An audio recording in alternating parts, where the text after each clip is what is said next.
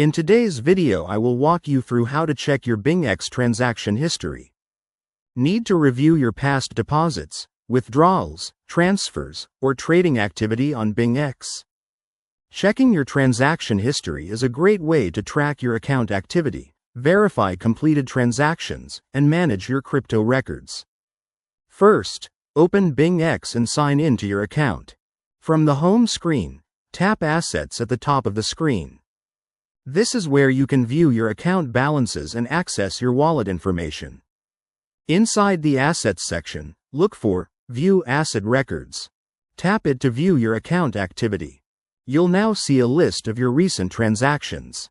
This history may include crypto deposits, withdrawals, internal transfers, spot trades, futures-related transfers, and other account activities. To see more information about any transaction, simply tap Details.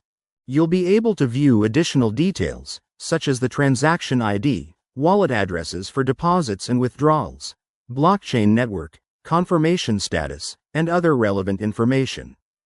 If you ever need to verify a blockchain transaction, you can use the transaction ID, also called the TXID or hash, to look it up on the appropriate blockchain explorer. And that's how you check your BingX transaction history.